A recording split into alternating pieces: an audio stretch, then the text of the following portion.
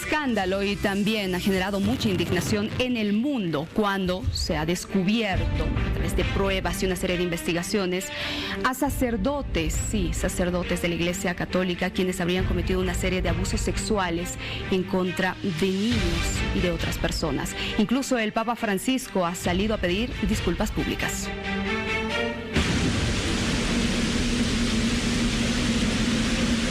Con 9, 8 años, mi madre tenía echada relación con este sacerdote que había estudiado con un tío mío en el seminario, por eso había tanta confianza. Los abusos ocurrieron décadas atrás. Todavía tengo preguntas, resentimiento, algo de dolor. Pues como con muchas otras víctimas de la parroquia, había una sala de juegos, había un salón con chimenea y con mesa camilla, tenía el palomar con pájaros, con canarios, siempre había un hueco y un sitio donde llevar a un niño, ¿no?, de 10 años. Por caprichos de mi madre, mi hermano gemelo y yo, en medio de una familia de 8 hermanos, permanecemos en el colegio todos los días hasta las 7 de la tarde. Y entonces mi hermano juega al fútbol, está en un equipo y yo estoy siempre solo. Tenía conflictos emocionales y empecé a ir a terapia desde los 12 años. Cambié un montón de terapeutas hasta los 21, 22. Una cosa es un profesor o un amigo que te consuela y esto ya habíamos pasado una línea, esto ya no era un consuelo, una expresión de afecto.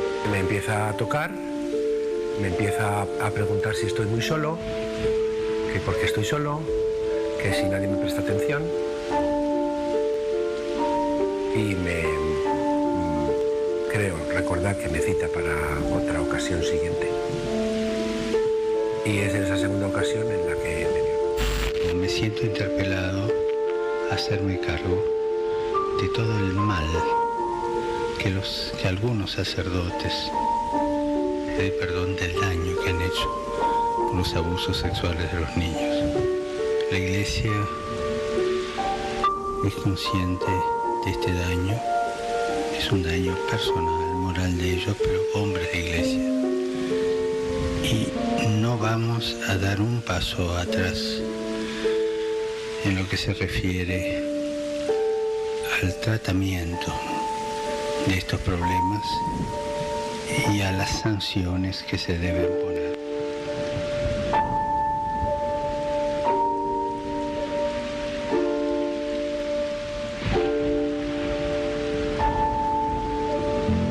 Y usted se preguntará por qué estamos hablando de este tema. Resulta que en nuestro país, en San José de Chiquitos, podría haber ocurrido un hecho de violación, donde está implicado un sacerdote. Presuntamente, este hombre habría abusado sexualmente de una mujer en este lugar.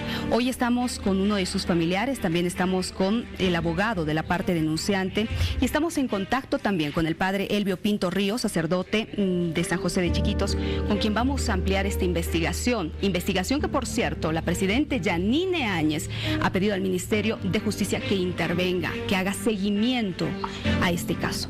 Saludo a mis invitados. Muy buenas noches, bienvenidos. Buenas noches, Vania. Buenas noches, bienvenidos. Empiezo con usted, por favor. Cuéntenos, relátenos, ¿cuándo ustedes como familiares se enteran de este hecho?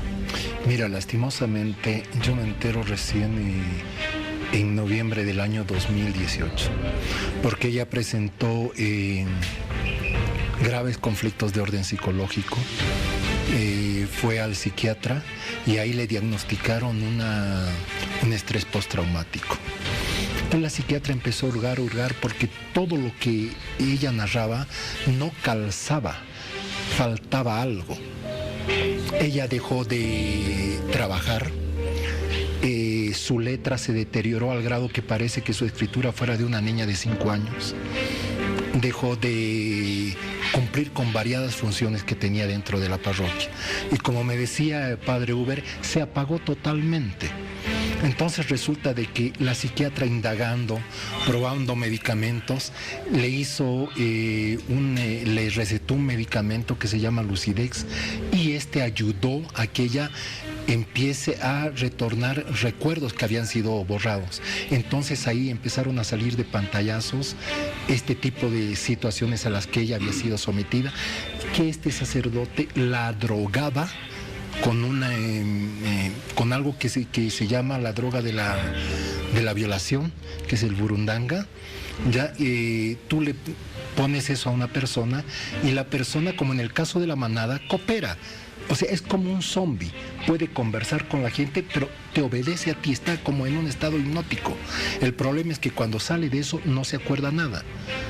Ahora, lo que llegamos a determinar es que este sacerdote siguió proporcionando esa droga. Es decir, no ha sido solo una vez. No, por lo menos hemos llegado a determinar que han sido 3 veces. Aprovechaba que Padre Uber, que es el párroco de allá, la mandaba a ella, y como este sacerdote goza de un tremendo vehículo proporcionado por el obispado, que no tienen ni Padre Uber ni Padre Elvio, iban a hacer compras a Santa Cruz. Entonces él aprovechaba esto. A ver, veamos el tema legal, doctor Marvin Astorga. ¿En qué está este caso? Bueno, Vania, con pena tenemos que enfrentarnos una vez más a la realidad de nuestra justicia. El momento que la víctima acude ante el Ministerio Público, luego de haber podido recordar algunos episodios traumáticos respecto a la agresión sexual que habría sufrido, el fiscal Clovis Ugarteche en una primera instancia se niega a recibir la denuncia. ¿Por qué? Refiere aspectos totalmente fuera de lugar, como que es una fiscalía de provincia que no tiene competencia para conocer ese tipo de sucesos, que él está más para conciliar entre familias, problemas entre padres e hijos, entre parejas y demás, que no le correspondía y que no le competía.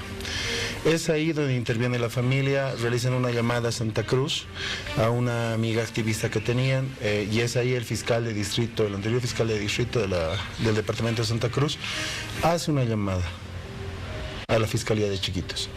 Y es ahí donde ingresa el fiscal Clovis Ugarteche y señala e indica al sargento Aramayo a que tome la denuncia y que lo haga en el sentido de que sería un delito de violación en estado de inconsciencia y amenazas.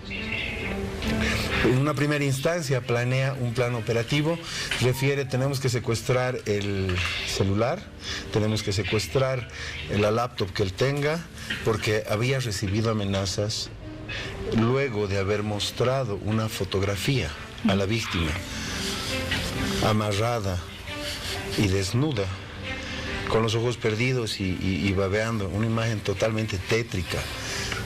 La amenazó con que esta fotografía iba a ser subida a las redes sociales. Permítame un momento, por favor. Vamos a seguir hablando de este tema legal, que es importante tocarlo. Antes quiero saludar también al padre Elvio Pintos Ríos, sacerdote de San José de Chiquitos, para que nos amplíe más de qué está esta investigación, qué dice la Iglesia Católica con relación a este caso. Padre, por favor, denos su versión. Buenas noches.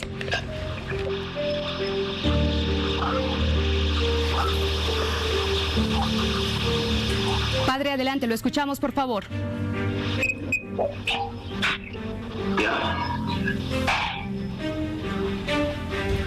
Buenas noches, señores televidentes de Bolivisión. Desde San José Chiquito estamos en la parroquia San José, el padre Elvio Pinto. Estamos aquí y quiero comunicarle a todos, gracias por la cobertura que me dan. Entonces quiero manifestar que trabajo en esta parroquia 20 años. Aquí vino a colaborar el padre José Mario Paz, argentino, le colaboraba al padre Uber, pero él tuvo mal comportamiento, ofendiendo a la misionera en diferentes momentos, ofendía al padre Uber, quitándole la misa, quitándole las bendiciones. De igual manera me quitaba a mí ciertos momentos de oración. Él se imponía y por todas estas cosas tenía que ponerme yo al frente de él, y de esa manera también tratamos de frenar las imposiciones, todo dirigido desde San Ignacio de Velasco por el obispo Carlos Estete Roberto Flor. Entonces, de esa manera éramos también maltratados. El obispo Carlos Estel y Roberto Flor, ya con ellos llevo 20 años aquí trabajando junto al padre Uber. El padre Uber, como yo, no hemos recibido salario. Hemos sido perseguidos, maltratados, calumniados, acosados, injuriados, es decir, de muchas formas perseguidos, de tal manera que nos ofenden en todo momento. La semana pasada hemos tenido otras ofensas. El obispo Carlos Estel y Roberto Flor mandaron a su abogado y lo ofendieron al padre Uber, faltándole respeto. El padre Uber ya va a cumplir 89 años, él está delicado de salud. Padre, ¿me escucha? Tuve que yo intervenir para frenar todas estas cosas. Padre, permítame por favor, si me escucha. Usted, al referirse a que siguen siendo acosados y estas denuncias que está haciendo, me está diciendo de que este padre acusado de violación continúa ejerciendo como sacerdote en este lugar. Sí, señora, él abusaba aquí, la maltrataba, ofendiéndola a la doctora de muchas maneras. Abusaba también del padre Uber, que es anciano, le quitaba las misas, le quitaba las bendiciones. De igual manera, para mí, yo tenía que hacerle frente, pero por todas esas cosas se ha llegado a la fiscalía. Entonces he podido denunciar estos atropellos, y todo dirigido desde San Ignacio de Velasco por el obispo Roberto Flor y Carlos Estel. Entonces, de esa forma querían cansarnos al gobierno y que salgamos de la parroquia. Anterior semana también mandaron al abogado de San Ignacio y ofendió al padre Uber. El padre Uber va a cumplir 89 años de edad. En unos 3 meses más, sí, él está delicado de salud y no puede ser porque él venga a provocarle alguna enfermedad, y tuve que intervenir yo, me llamaron y tuve que intervenir. De esta forma se fueron ellos. Entonces, trabajamos 20 años aquí en la parroquia, no recibimos salario, no recibimos bono, no recibimos vehículos para la pastoral, ir a la comunidad, dar atenciones espirituales. Padre. No recibimos prácticamente nada. El obispo no solamente a nosotros nos debe salario y bono, sino que aquí hay gente que trabaja como la misionera, Padre. Trabaja 9 años al servicio de la parroquia. Padre, permítame por favor. Padre, permítame para seguir hablando de este tema. Tenemos un audio en el que se escucharía a este padre acusado de presunto hecho de violación, justamente en este lugar, quien estaría realizando una serie de amenazas. Escuchemos y luego comentamos. Está bien. Es hora de que el doctor te vea. Un poco de cirugía. No supiste guardar mi pasado. A ver, ¿qué quieres? No supiste guardar mi pasado. Chao. ¿Quieres hablar? ¿Qué quieres? No quiero hablar con nadie. ¿Qué quieres? No quiero hablar con nadie. ¿Solo quieres amenazarme? ¿Solo quieres manipularme? No ¿Cuál me es el interesa. problema? Déjeme en paz. No se acerque a mí. No se acerque anda a la policía. Anda a la policía. No se acerque Yo voy a venir cuando quiera. Usted no se acerque a mí, por favor. Esta foto la va a salir publicada. No me interesa. Vas a ver. No se acerque a mí. Sí. ¿Qué te crees? No se acerque a mí. No se acerque a mí. No se acerque a mí. Anda a la policía. No se acerque a mí. Anda a la policía. No se acerque a mí. Anda a la policía. No se acerque a mí. Cuidado no se acerque conmigo. a mí. Cuidado. ¿De quién es esa voz, por favor? Es la voz del sacerdote argentino del Verbo Encarnado, José Mario Paz, y de la víctima. Ahora, este proceso que se está desarrollando, que se está siguiendo, me llamó mucho la atención el hecho de que este sacerdote continuaba allá en este lugar. ¿Qué antecedentes más tiene? ¿Cuánto tiempo estuvo trabajando en San José? Bueno, el agresor, como bien lo dijo el familiar, responde a una misión argentina, al Instituto del Verbo Encarnado. Es importante señalar este extremo, ¿por qué? Porque este instituto tiene, y es de conocimiento público, antecedentes de que los párrocos, los sacerdotes, los curitas, como queramos llamarlo, que pertenecen a esta misión, tienen antecedentes de pederastras y tienen antecedentes de violaciones.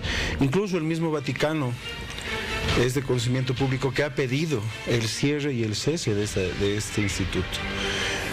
Bueno, es importante señalar esto, ¿por qué? Porque en la diócesis de San Ignacio de Velasco, que es la más grande de Bolivia, la más potentada económicamente incluso, se ha convertido en el refugio de estos misioneros. Es muy fuerte la declaración que usted hace. Claro que sí, y tenemos el respaldo y la moral para hacerlo. Acaba de escucharlo al vicario, párroco de San Ignacio de San Ignacio de Velasco y de la iglesia de San José de Chiquitos, ¿no es cierto? Él reconoce, él también denuncia, y lo denunció también de manera pública. La víctima de violación es una víctima colateral sobre un ejercicio de poder que realiza, como lo ha vertido el vicario de la iglesia de San José de Chiquitos, el obispo de esta diócesis, que es Roberto Floch, y el obispo en mérito y ahora ecónomo del mismo obispado, Karl Stetter.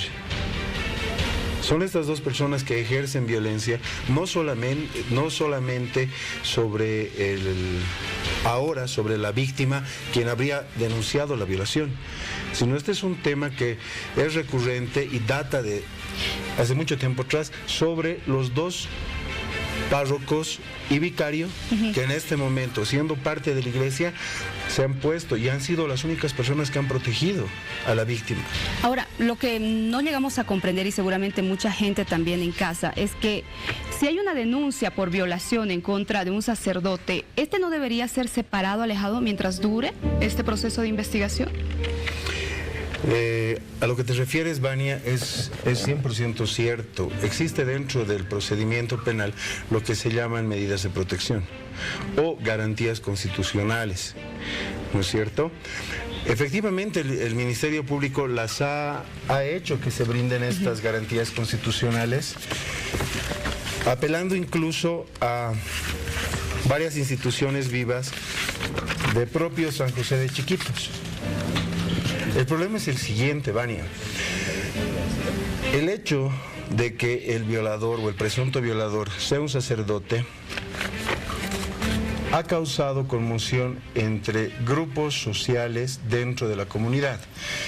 Te explico. Existe un comité cívico de mujeres que está a la cabeza de la señora Shirley Salvatierra. Existe el cabildo indígena, existe otros grupos afines a la iglesia que son manejados por el obispado, en este caso por Roberto Floch.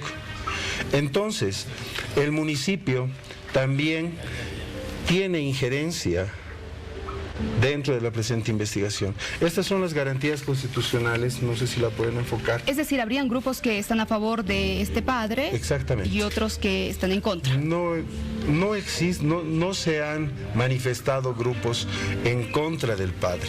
En sí simplemente son familias y personas allegadas al padre Uber Fleider, que es un párroco que está en la iglesia de San Ignacio, de San José, perdón, por más de 50 años. Es un monumento viviente, quien es el único miembro de la iglesia, junto con el padre Elvio, que han protegido a la víctima de todos los ataques y embates que en este momento y hasta la fecha continúan recibiendo por parte del obispo Roberto Floch. ¿Qué es lo que pide usted como familiar de la víctima? Lo más elemental a lo que tiene derecho un ser humano, justicia. Pero mira, yo quisiera contextualizar un poco. El fiscal Clovis Ugarteche recibe la declaración de José Paz, se niega a declarar, hace uso de su derecho constitucional al silencio y ahí queda. Se firman las garantías constitucionales y después de eso, prohibido de agredir a la víctima o a de la gente que vive en la parroquia, se dedica a una presión sistemática de amenazas de violencia. Llama por teléfono, inclusive yo tengo en mi celular muchas llamadas que me insultaba, me decía que me iba a matar y después las borraba. ¿Qué es lo que necesita una mujer? Que se le devuelva su dignidad, Vania. Pero ¿qué hacemos con un fiscal que investiga a la víctima y no hace un solo acto de investigación en relación al denunciado. ¿Qué haces tú con un fiscal que se lo ve comiendo feliz de la vida con el autor del hecho? ¿Qué haces tú con un abogado del obispado, del obispo de San Ignacio de Velasco, yendo a amenazar a padre Uber, a padre Helio, y a decirle que obliguen a levantar esa denuncia? Voy yo y he recurrido, si me permite, doctor. A ver, vamos a pasarle los documentos. He recurrido a todas estas comisiones, me cansé en el Congreso, he ido a todo. Fui al Ministerio de Justicia durante 5 semanas, me paré a las 7 de la mañana para esperar al ministro Arce para que me escuche. Inclusive le grité, le dije, ministro, por favor, nunca me escucharon. Ahora la presidenta Áñez está pidiendo investigación. ¿Qué pasó? Cambió el gobierno y cambió la sinergia del Ministerio de Justicia. En diciembre nos reciben, empiezan a investigar el caso y empiezan a saltar un montón de elementos. Ahora ella llegó. Una vez pasada que se entrevistó con la gente del Ministerio de Justicia, y antes de ayer, porque el día martes la presidenta recibió al grueso de las mujeres, pero las que venían de provincias las recibió antes de ayer la presidenta Áñez. Fueron más o menos 10 o 11 mujeres, las escuchó, les pidió que tengan paciencia con ella, les dio 5 minutos de su tiempo y yo bendigo esos 5 minutos. Ordenó al Ministerio de Gobierno, ordenó al Ministerio de Justicia, ordenó al Ministerio de la Comunicación que se encarguen de manera especial en este caso. Porque, como te decía, el fiscal no hizo un solo acto de investigación con relación al autor del hecho. Le investigaron a ella, pidieron antecedentes, hicieron un escarnio público. María, si me Muy cortito, por favor. Claro que sí. Lo que acaba de vertir el familiar de la víctima es claro, y yo quisiera que tú puedas corroborar la serie de requerimientos fiscales que emite el fiscal Clovis Ugarteche, donde él pide el flujo migratorio, pide los antecedentes judiciales de la víctima, los antecedentes policiales, los antecedentes FELCC, al director del CERESI, al director del CEGIP, todos investigando a la víctima, no así al agresor. Este es un caso que sin duda debe ser investigado minuciosamente, porque acá hemos conocido justamente la realidad de todo este proceso. Acá los familiares y también el abogado han denunciado que este caso podría estar manipulado. Y voy a cerrar, por favor, con el padre que nos acompaña, el señor Elvio Pinto. Padre, ¿cuál es el mensaje que usted quiere dar a propósito de este caso que se habría registrado allá donde usted se encarga de predicar la palabra de Dios?